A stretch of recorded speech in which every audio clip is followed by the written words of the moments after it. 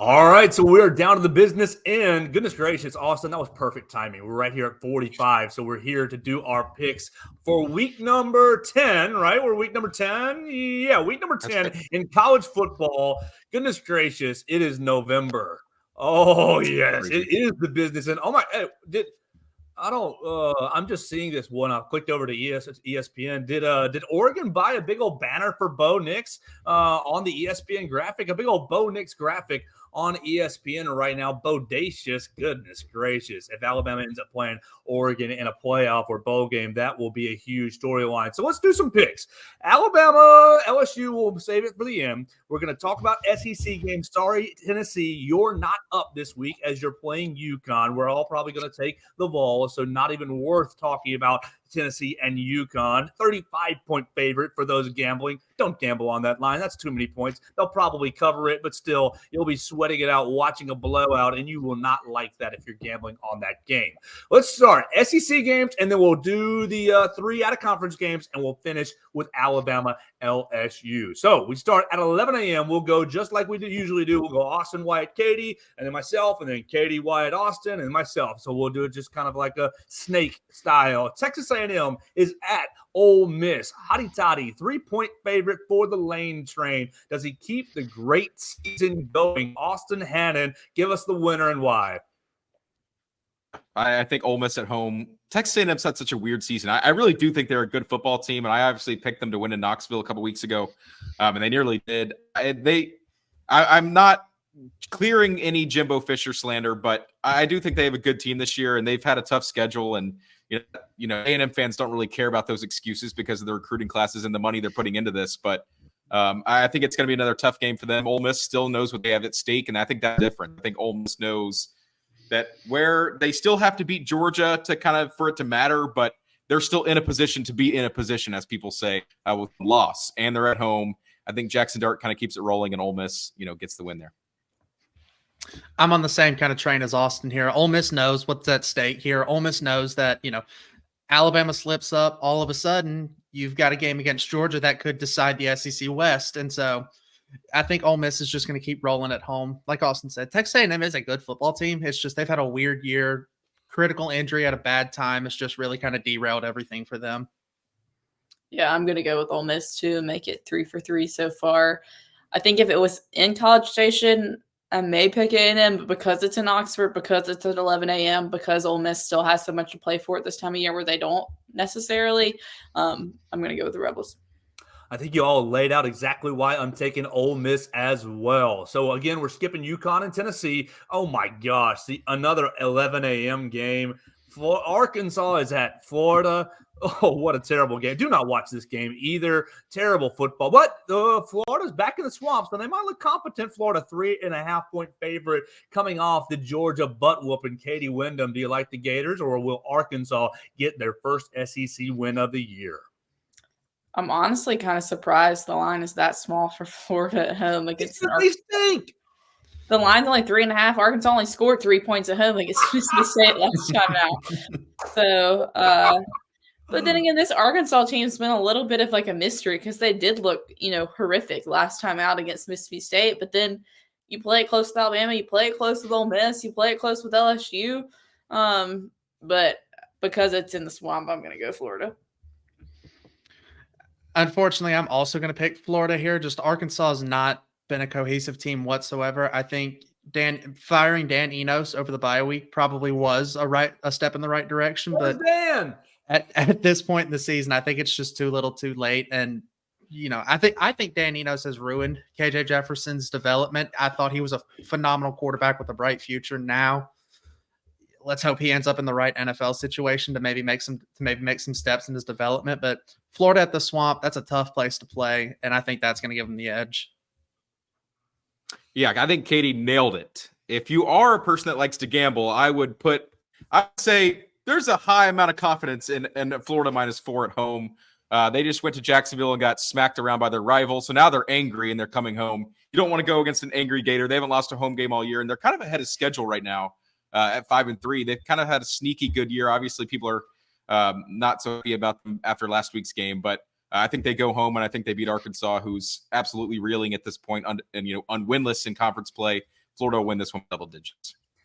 Austin, I'm right there with you. I think Florida will win. Arkansas, very, very bad. So I think that's going to be, it's going to be a pretty easy win for Florida. Look, Florida at home, I think is a good team. Florida on the road, I think is absolute dog water. So that's why they've been stuck kind of in that 7, 8, 9 range of our SEC power rankings throughout the year. All right, we're skipping South Carolina hosting Jacksonville State, much to Austin's chagrin. He loves the game. I actually do. I wanted to say something about that game because I thought you were going to ask. If you got something, and it doesn't have to do with South Carolina. It has to do with Jacksonville State, who I've actually watched a good bit this year. I've watched them a good bit because they play usually on Tuesday nights when nothing else is on, and so I've got to watch some of their games. They're a good football team, and so.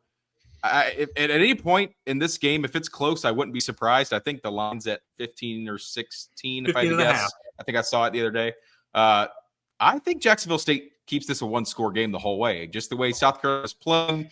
Rich Rod, he's got a feeling for the big games.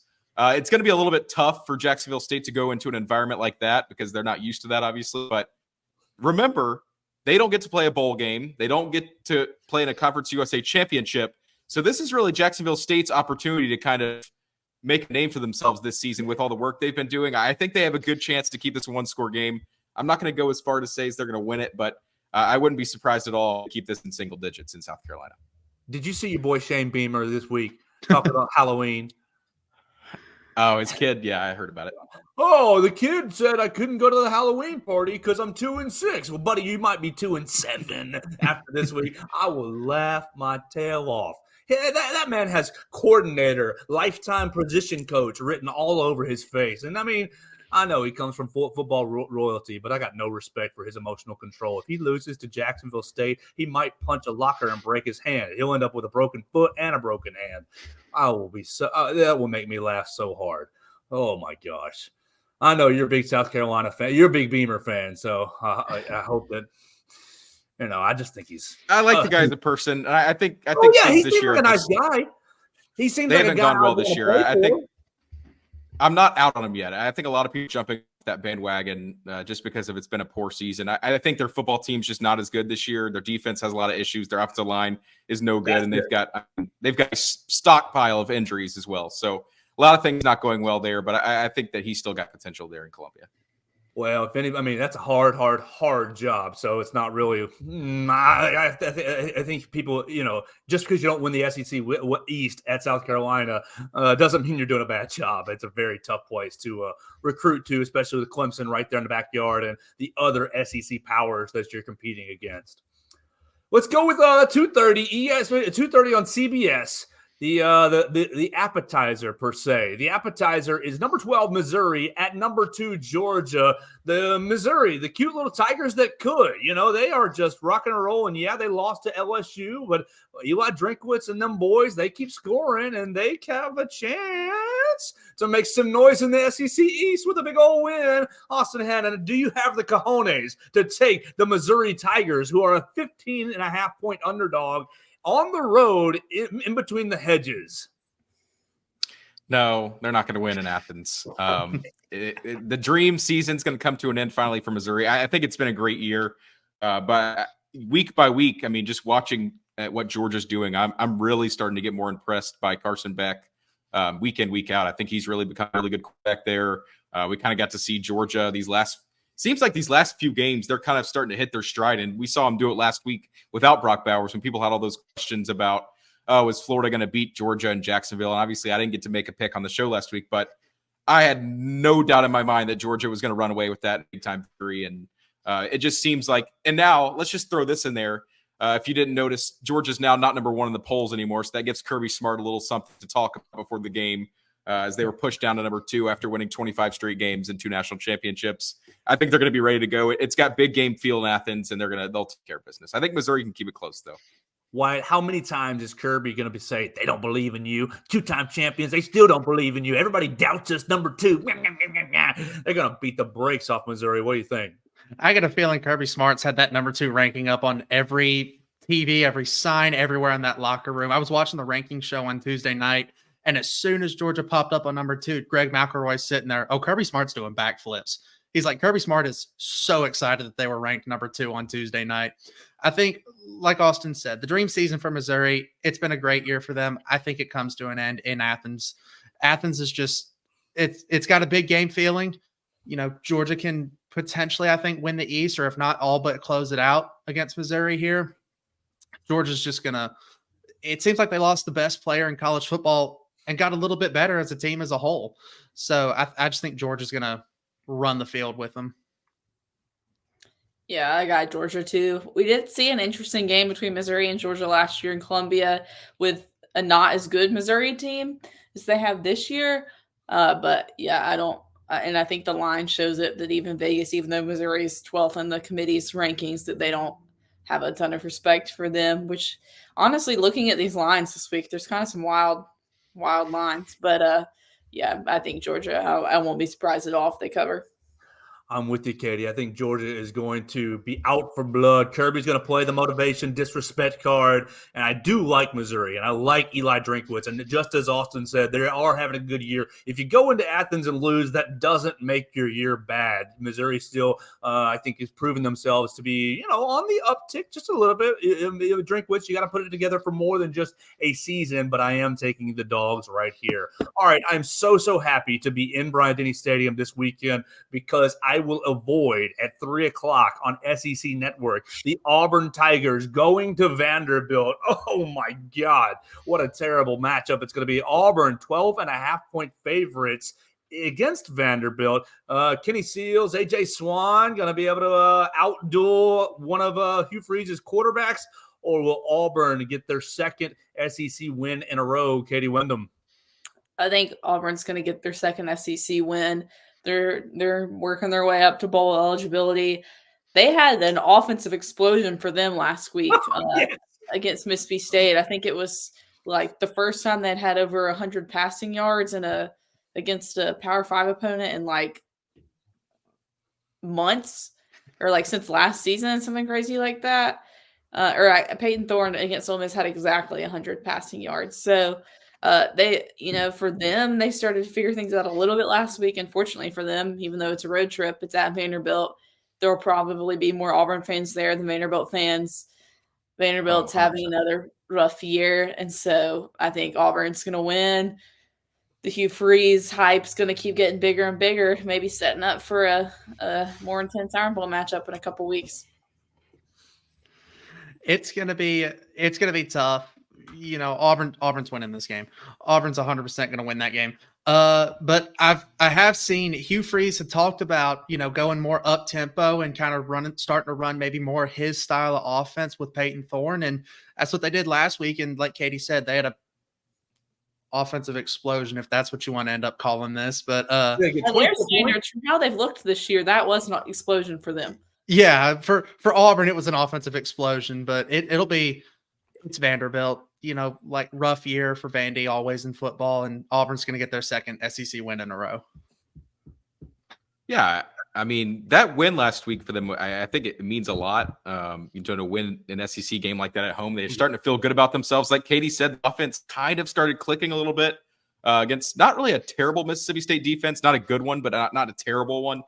So I think they're going to take that confidence. And I mean, Vanderbilt, they're one of the worst defenses in the country right now.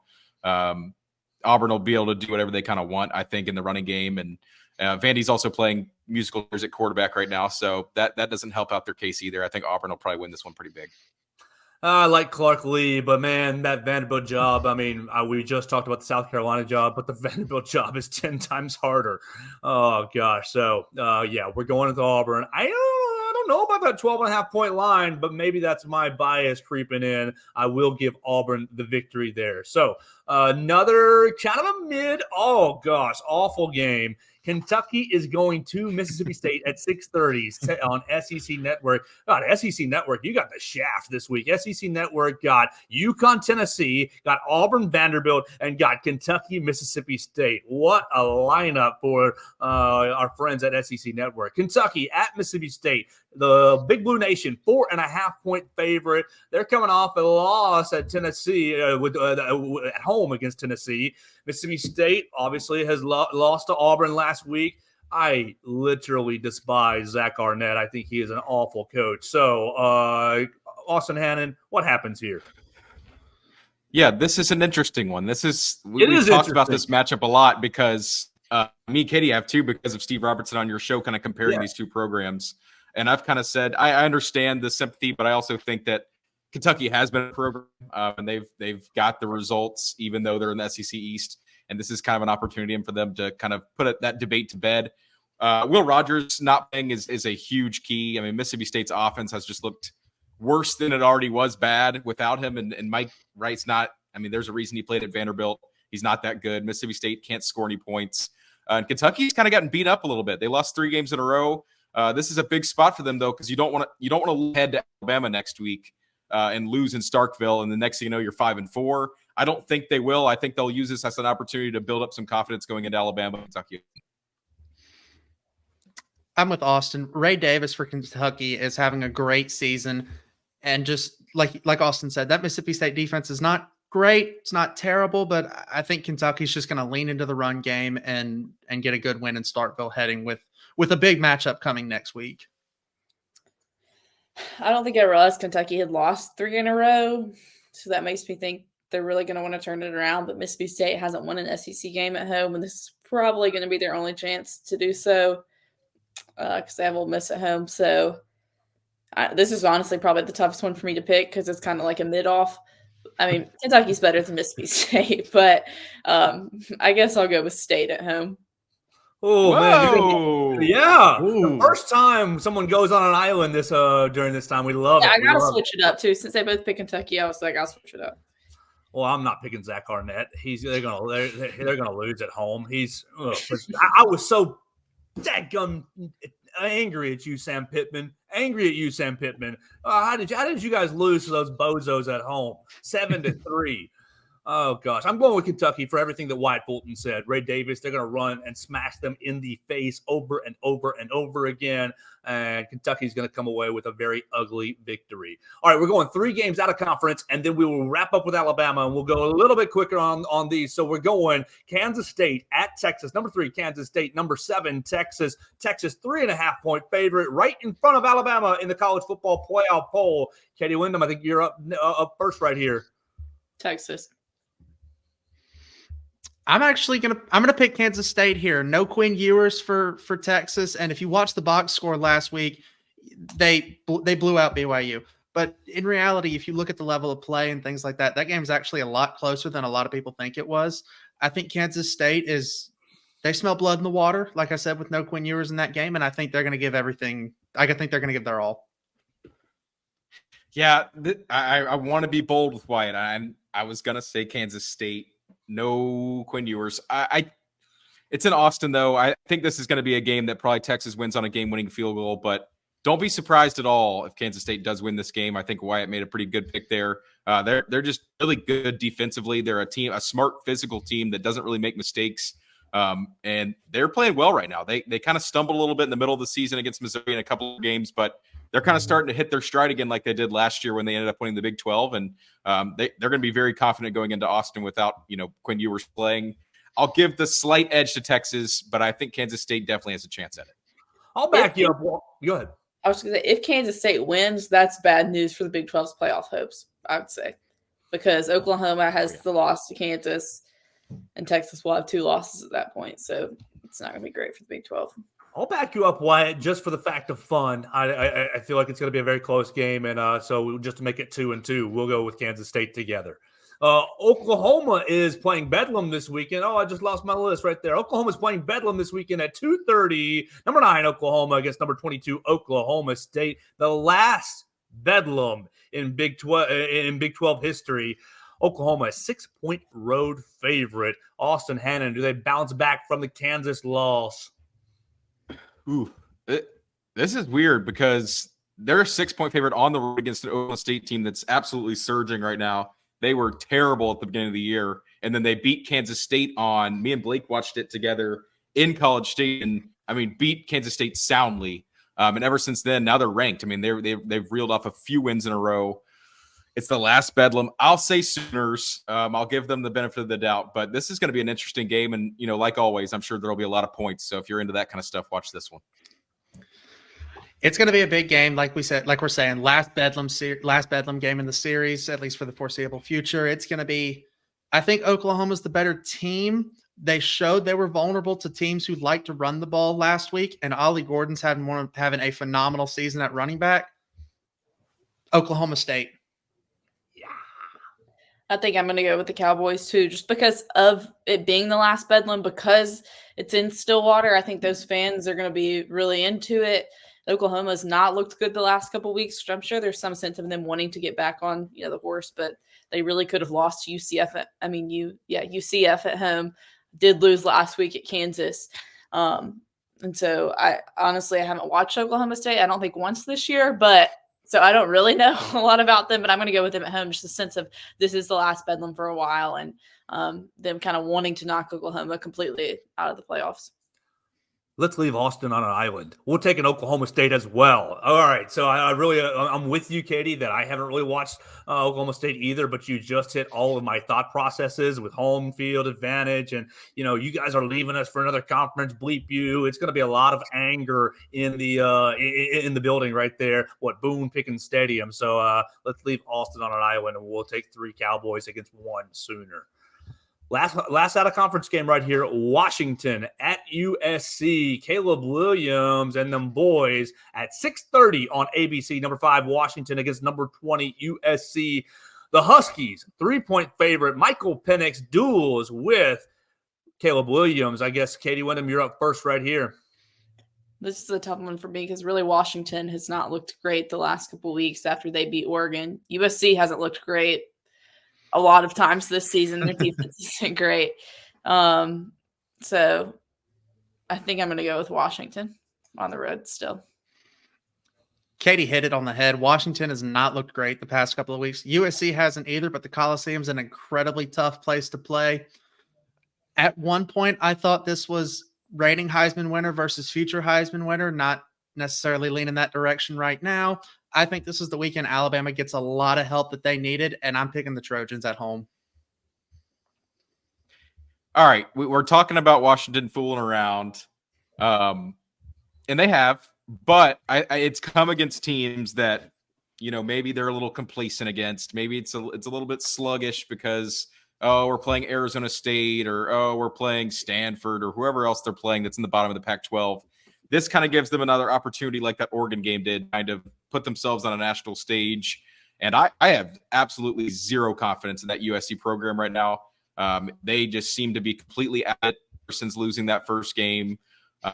Things are not going well there. And I think this is an absolutely great opportunity for Washington to kind of put their name back out there. It's obviously a favorite in the Pac-12 and an undefeated team still. So this USC defense is terrible. Michael Penix is still, I think, the odds-on favorite to win the Heisman. So this is a huge stat padding opportunity for him.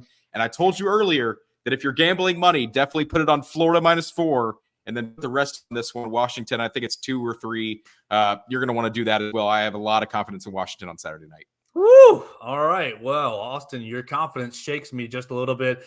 Maybe it's my hope that I'm taking USC. I do not really think that Caleb Williams is this generational prospect that all my Bears fans have been talking about for the last 6 weeks. But I'm putting my hopes on him for this weekend. We'll take USC. And really, I'm not impressed with Lincoln Riley either. But yeah, we'll make it clear that this is not an expertise pick. This is more of a hope. I hope USC pulls an upset and gives the Crimson Tide a lot of help. All right, last we go. We only have one more. There's no more games left, right? No. 6:45, Bryant-Denny Stadium, the doubleheader, the last time CBS is in Tuscaloosa for the foreseeable future. Number 14, LSU against number 8, Alabama. The Crimson Tide, a 3-point favorite. Jalen Milroe versus Jaden Daniels, getting revenge maybe, or doubling down for Brian Kelly. SEC West on the line. Austin Hannon, final thoughts and the pick.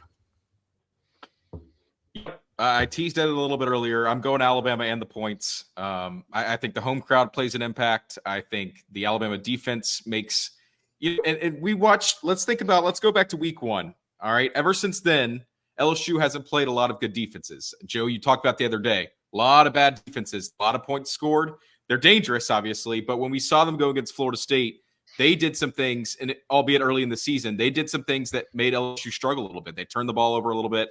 And next thing you know, Florida State just kind of beat them into submission in the second half and ended up winning the game by 21.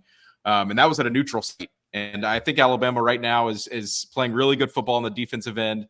I think that we see a really good game from Tommy Rees, which it's hard not to have a good game on offense when you're going against this LSU defense.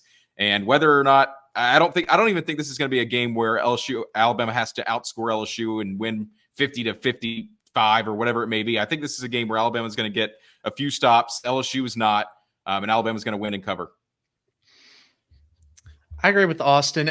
I'm taking Alabama and the points as well. Florida State, like you had said, just kind of beat them into the ground towards the end of that game. Florida State's ranked, I believe, in the 30th. They're 30th in total defense. Alabama's 17th currently. So this is going to be the best defense LSU sees probably all season. I think Alabama's going to get some necessary stops probably early on, and then they'll play from ahead pretty early. I think Alabama's going to win and cover, which, I've been pretty terrible at picking Alabama games so far this year. But I think that if they win this game, they're going to cover, kind of because of what Austin said. I don't think it's going to be like necessarily super close. And because the spread is as small as it is, I think Alabama does cover in this game. All right, I'm going 34-28 Alabama Crimson Tide. I think that LSU will score just enough to kind of make the Alabama fans nervous and make the Alabama fans kind of worry.